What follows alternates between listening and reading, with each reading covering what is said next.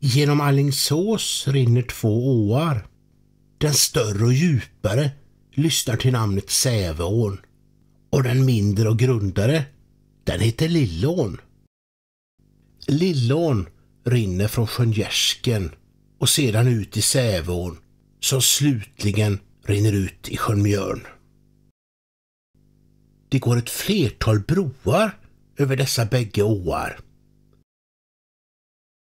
Här och nu ska jag berätta om 2 synnerligen lika stenbroar, tvillingbroar skulle man kunna säga, som leder över Lillån.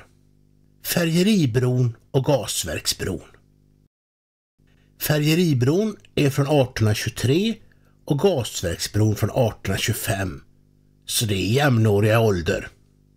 Kär bro har många namn, så Färgeribron kallas också Fattighusbron och Badhusbron. Här intill bron låg ett färgeri, grundat av den store manufakturägaren i Alingsås, Jonas Ahlströmer. Färgeriet fanns här mellan mitten av 1720-talet och slutet av 1760-talet. Det finns dock inget färgeri kvar här idag och inte heller något vackert varmbadhus som låg här till höger och som var i drift mellan 1890 och 1968. Bägge husen är idag rivna. Färgeriet övergick dock under senare tid till att bli fattighus, och det är nog väl att systemet med fattighus inte finns kvar ändå. Dessa eländiga inrättningar. Dess verksamhet flyttade härifrån 1908. Den vackra stenbron Färgeribron ersatte en äldre träbro, och bron den står stadigt här ännu idag, även om den har varit rivningshotad. Det är intressant att denna utfart från staden mot öster ännu finns kvar och att biltrafik ännu idag på bron är tillåten. Det finns få så gamla broar som tycker det är okej att bilar ännu idag körs över dem. Men broräcket från 1830-talet är nog av bra järn och ska nu ännu ett tag kunna hindra fotgängare, cyklister och bilister från att hamna i Lillån. Lillån som så lugnt då 1825 liksom nu 2022 flyter under bron. Gasverksbron, som även den har ett vackert stenvalv och vackra smidda järnräcken, var länge utfarten åt väster från Alingsås mot Göteborg. Det var på den tiden Kungsgatan, som går genom Alingsås, var vägen mot Stockholm. Det är fantastiskt att tänka sig att bron hade biltrafik fram till 1964.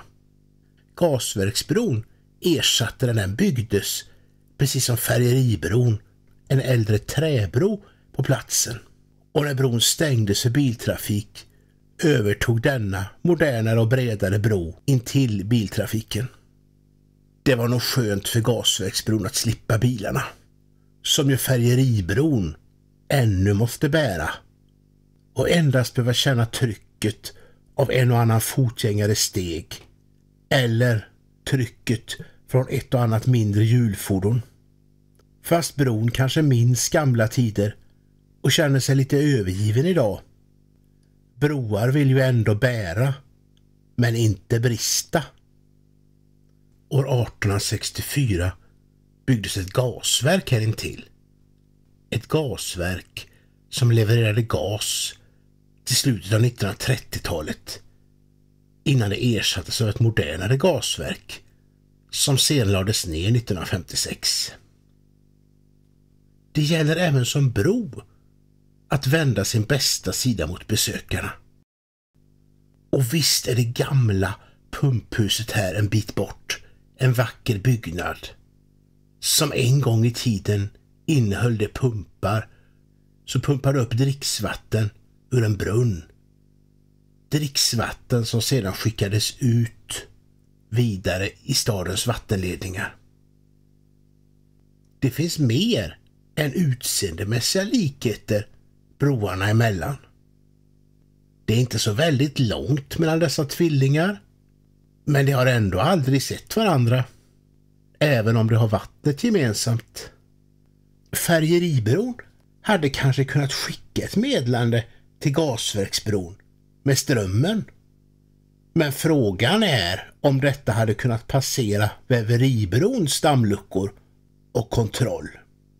Väveribron, en träbro, en ungdom jämfört med stenbroarna. Den kom till först 1865, så före dess tillkomst borde meddelandena ha kunnat komma fram ändå. Å andra sidan hade ju aldrig gasverksbron kunnat få fram ett svar till färgeribron, för aldrig vänder strömmen och flyter åt motsatt håll. Stenbroarna är idag en aning ensamma. De har stått här i omkring 200 år nu. Och kanske kommer det att stå här även om 200 år. Historiens vingslag känns